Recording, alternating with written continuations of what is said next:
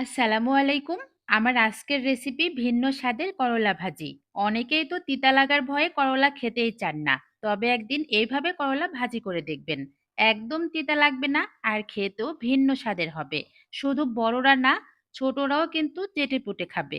আশা করছি আমার আজকের রেসিপিটি আপনাদের কাছে ভালো লাগবে। ভিন্ন স্বাদের এই করলা ভাজি করার জন্যে আমি এখানে একটা বড় সাইজের করলা নিয়েছি। তবে আপনারা চাইলে কিন্তু ছোট, ছোট যে করলাগুলো পাওয়া যায়, সেই করলা দিয়েও এই রেসিপিটি তৈরি করতে পারবেন। এখন যেটা করব, একটা চাকু দিয়ে করলাটাকে ভালো করে চাকচাক করে কেটে নিব।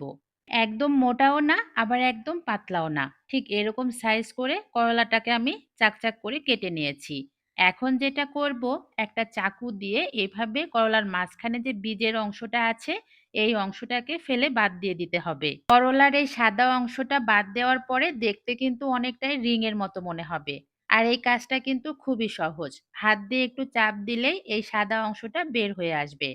করলা কিন্তু ভালো করে আমার কেটে নেওয়া হয়ে গিয়েছে। এখন আমি এগুলো একটা জালির মধ্যে উঠিয়ে নিব। ভালো করে ধুয়ে পরিষ্কার করে নিয়ে এখন একটা বাটির মধ্যে নিয়ে নিচ্ছি। এরপর এর মধ্যে দিয়ে দিচ্ছি হাফ চামচ পরিমাণ মরিচের গুঁড়া, হাফ চামচেরও কম দিয়ে দিচ্ছি ধনিয়া গুঁড়া, হাফ চামচ দিয়ে দিচ্ছি হলুদের গুঁড়া, স্বাদ মতো লবণ দিচ্ছি, আর ১ চিমটি পরিমাণ দিয়ে দিচ্ছি ভাজা জিরের গুঁড়া।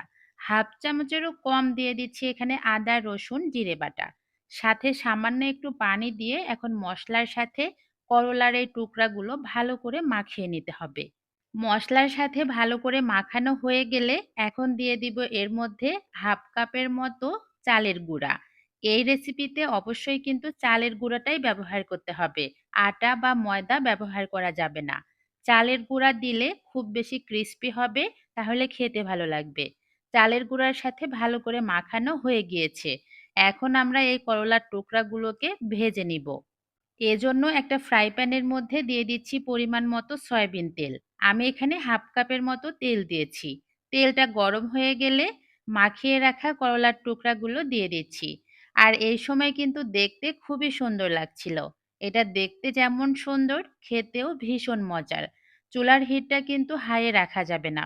মিডিয়াম টু লোতে করে এই টুকরাগুলো ভালো করে ভেজে নিতে হবে, যাতে করে উপরে খুব ক্রিস্পি হয় আর ভেতরে খুব সুন্দরভাবে সেদ্ধ হয়ে যায়। আমি মোটামুটি এক পাশ ৩ মিনিট, অপর পাশ ৩ মিনিটের মতো ভেজে নিয়েছি। ৬ থেকে ৭ মিনিটের মধ্যেই কিন্তু এই করলাগুলো ভাজি করা হয়ে যাবে। তো আমার করলা ভাজি হয়ে গিয়েছে। এখন একটা ছাঁকনিতে ছেঁকে তেলগুলো ঝরিয়ে নিব। এরপরে আপনাদেরকে দেখাচ্ছি এটা দেখতে কতটা লোভনীয় লাগছে। এভাবে করলা ভাজি একদিন করে খেলে দেখবেন তিতা তো লাগবেই না, আর এর স্বাদ আপনার মুখে লেগে থাকবে আজীবন। অবশ্যই একদিন বাসায় এভাবে করলা ভাজি করবেন। আশা করছি আপনাদের কাছেও রেসিপিটি ভালো লাগবে। তো সবাই ভালো থাকবেন। আজকে চলে যাই। আল্লাহ হাফেজ।